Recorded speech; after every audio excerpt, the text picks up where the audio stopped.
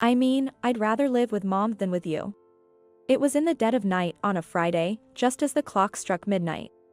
My husband, James, was engrossed in an online game in the living room, while I was at the dining table, working on some tasks I brought home. When James casually suggested we live separately, almost as if he was making small talk. Shocked, I asked, why? Although our marriage had been on the rocks recently, I believed I had the right to hear his side of the story. My name is Madison. At midnight on my birthday, right as I turned 35 and was undergoing fertility treatments, James dropped this bomb on me. This unexpected gift left me utterly dumbfounded. Without taking his eyes off his game, James said, "You just turned 35, right? Even if you get pregnant now, it's going to be a high-risk pregnancy. I've given up on having kids with you. That's why I'm going to live with my mom." What? That makes no sense, I retorted. I couldn't see any logical connection between giving up on having children and moving in with his mother. James and I got married the year before last. We had planned to enjoy some time together as newlyweds, but James was eager to start a family. Being the youngest of 3 brothers, with his older brothers already married and each having 3 kids. James was often told by them that it's best to have kids while you're young and energetic. Encouraged by this, we laughed it off and got to work on starting a family, but a year went by without any success. At one point, James snapped, "You need to get this checked out." "Check what?" I replied. "Figure out why we're not having kids." "There must be something wrong with you," he yelled. I was furious at his assumption, but still, I went to see a gynecologist just in case. To my dismay, the tests revealed that I indeed had issues making conception difficult. I was shocked. I had no symptoms and the diagnosis was unexpected. According to Dr. Thompson, it's difficult but not impossible for you to conceive naturally, but sharing this news with James felt daunting. That evening, I tried to calmly explain the situation to James over dinner. James's response was triumphant, as if he had won something. "I knew it was you. But, I can still get pregnant." As I fumbled for words in my defense, James glared at me. "No. It hasn't happened so far, so it's not going to happen." He jumped to conclusions again, and I lost my temper. "For all we know, you could be the one with the issue." Raising my voice, James shouted back. "Madison. The results are clear, and yet you try to pin this on me, unbelievable." In a fit of anger, James slammed his hands on the table, causing me to flinch. "You're just a failure who can't have kids." He spat out before storming off to the bedroom. James's harsh words left me in tears as I cleaned up the dishes alone. I convinced myself that James was just shocked and lashed out. If we could just have a child, we could be a happy couple again.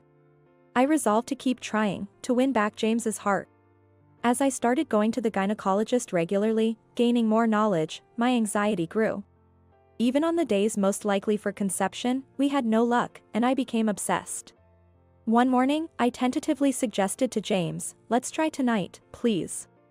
He responded with disdain, "Aren't you embarrassed to bring up such a topic first thing in the morning?" I blushed. Though it felt awkward to say, such discussions should be natural between spouses. Trying to keep my tone gentle, I persuaded, "You want children too, right?" But James coldly retorted, "Honestly, I don't even want kids. They're expensive. I only considered it because my brothers said a man isn't truly an adult until he has a wife and kids, but it's impossible because of you. I've got a perfect excuse now, so I couldn't care less." After that, whenever I tried, James would refuse, claiming he was too busy or too tired. I was also busy and tired from work. Being rejected repeatedly was a blow to my pride as a woman. Lately, James has been hooked on online gaming, staying up late into the night, and as a result, we hardly have any conversations. Let alone intimacy.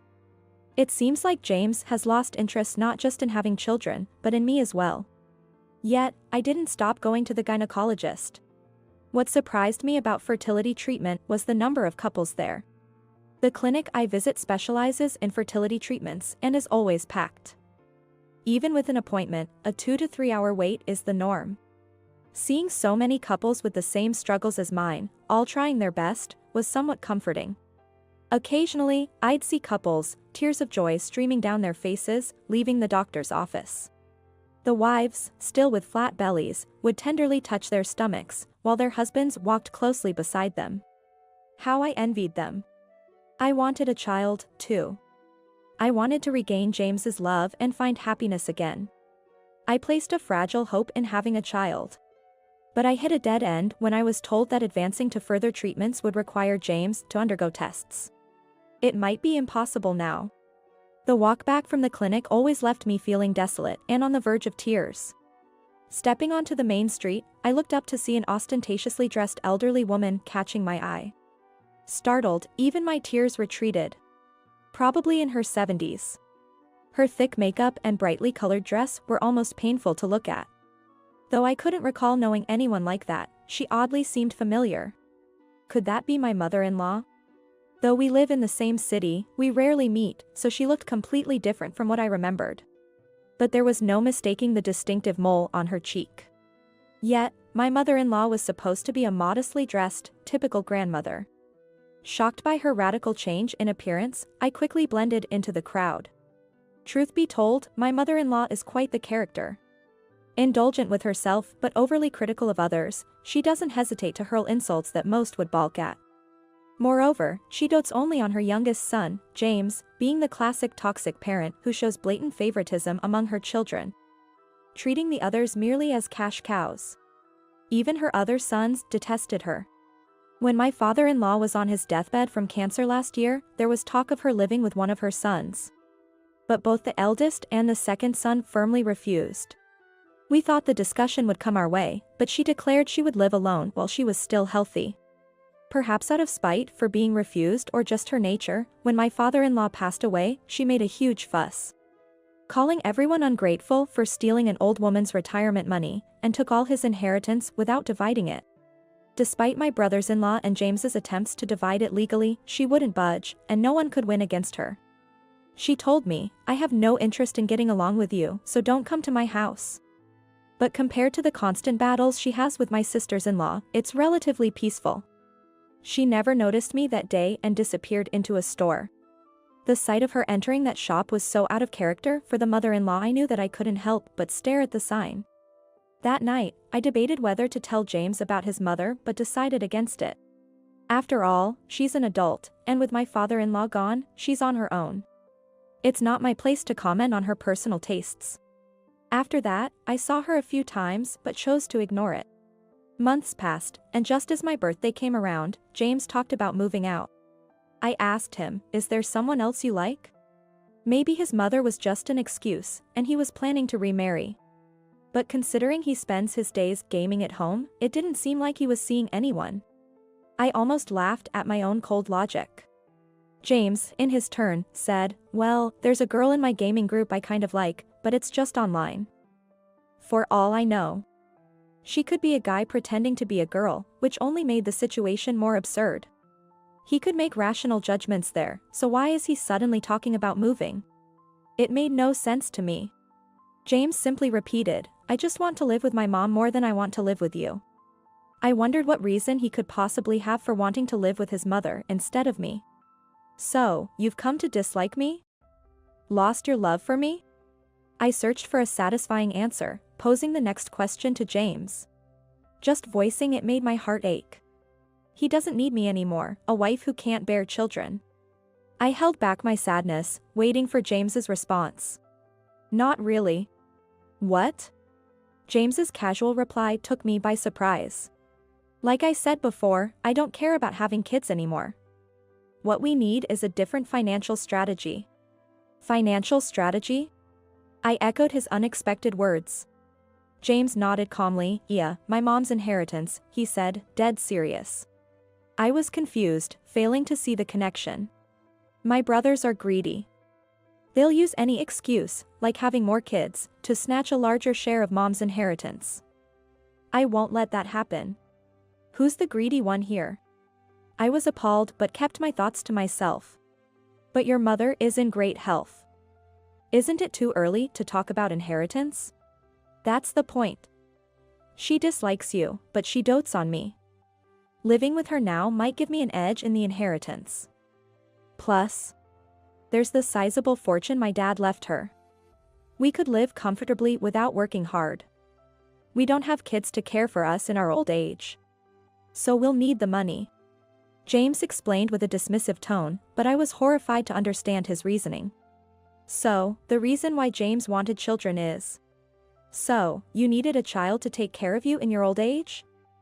And now that's not possible, you want a bigger share of your mother's inheritance? I hoped my assumption was wrong as I sought confirmation from James. But his answer was once again the opposite of my wishes. Of course.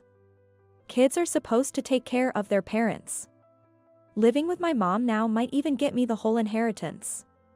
James declared. Truly his mother's son, I felt the strong familial ties. No intention of sharing fairly.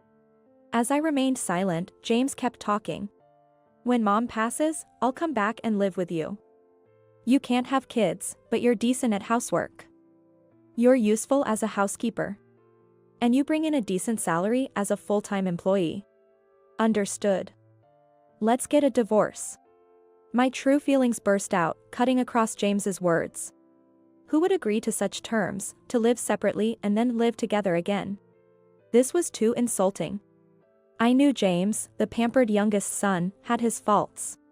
But this selfish scheme was unforgivable.